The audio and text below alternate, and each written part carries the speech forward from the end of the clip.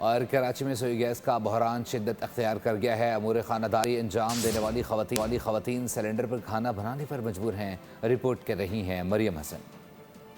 यहाँ सुई गैस का इख्तियार कर चुका है और लोग सिलेंडर और लकड़ियों पर खाना बनाने पर मजबूर हैं। वहीं दूसरी जानिब जहाँ पे मुकम्मल तौर पर खूब अंधेरा है, क्योंकि यहाँ पे 3 रोज़ से बिजली नहीं है, बैटरीज ख़त्म हो गई हैं और उसके साथ साथ खाना बनाने के लिए गैस भी दस्तयाब नहीं है। और इस वक्त सिलेंडर पर जो है ख़वातीन यहाँ पर खाना बना रही हैं। गरीब लोग हैं, किस तरीके से गुजारा कर रहे हैं उनसे जानते हैं। आंटी, कितनी मुश्किल हो रही है? अब बड़ी मुश्किल हो रही है। छोटे छोटे बच्चे हैं, पानी नहीं है, पानी बगैर क्या इंसान कर सकते हैं?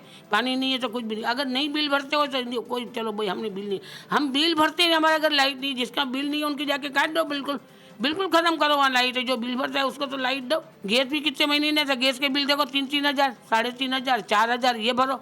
जब गैस नहीं आता तो इतने बिल क्यों लेते हो? सिलेंडर कितने का भरता है? कितनी मुश्किल से खाना 600-700 का सिलेंडर बनता है, 2 या 3 दिन चलता है, 2 के 3 दिन चलेगा। और हमारी तो फैमिली भी छोटी है तो 2-3 दिन, जिसकी फैमिली बड़ी हो उनका क्या होता है? बिजली को बहाल किया जाए और उसके साथ साथ सुई गैस की भी बाकायदा तौर पर टाइमिंग जो है वो वक्फ की जाए, ताकि लोगों के घरों में चूल्हा जो है वो जल सके।